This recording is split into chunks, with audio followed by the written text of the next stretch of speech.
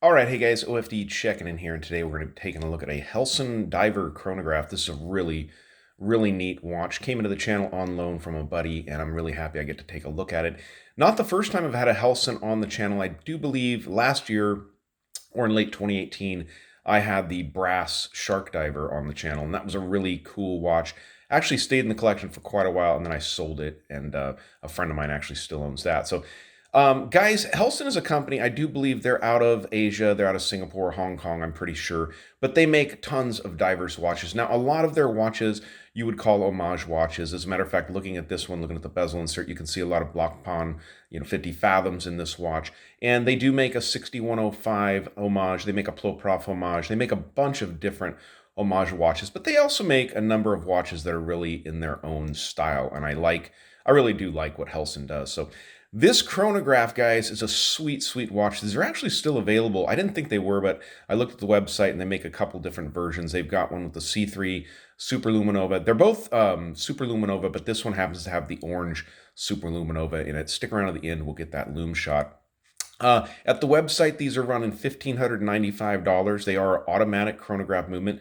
These are running the ETA 2894-2 movement, which is a really nice movement, like 40 hours of power reserve, 28,800 vibrations per hour. A very well-known movement in the industry, used by Rado, Bell& Ross, Tissot, a bunch of different companies actually use this movement. But really neat looking divers watches. You guys can see you have this isofrane style strap on here, which they call their CUDA straps at the website, but it is an isofrane style, and it's in that nice, really heavy duty full 100% rubber, which is really nice.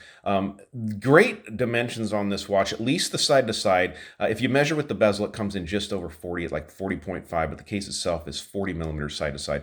52 lug to lug. Now here's the elephant in the room, truly, is this thing comes in at like 16 millimeters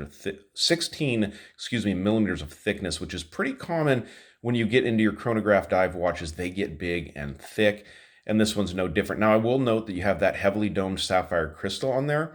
That's probably at least 2 millimeters of thickness, so probably the actual watch itself is about 14 to 15, but you do have that heavily domed sapphire crystal. Since I have it to the side here, you guys can look at the casework on the watch. Nice brushing along the side. You do have a holes case for easy strap changes if you choose to do so. I do not believe the crown is signed. No, it's not, and the pushers are just nice and brushed also. There is a slight bit of polishing along this chamfered edge here, just at the top of the lug itself, and it carries underneath the bezel and over to the other lug, and that looks really nice. But other than that, there's not a whole lot of polishing done on the case, which is fine because you have a lot of shiny going on top of this watch. This is a sapphire bezel insert here, so it's a flat sapphire. It all glows, it's all lume. We'll get the lume shot at the end, like I said. And I love the dome and kind of the distortion that this sapphire crystal gives to the dial on this watch. Real neat setup here. Just a good looking dial overall. Let me get a little bit closer so you guys can check that out. Let's go ahead and get the chronograph function running here with the push of the button, as you guys can see, spinning around there. Helson just below 12 o'clock. Everything on the dial of this watch is actually painted on. There's nothing applied, but it has a very nice vintage look. So we'll stop that chronograph.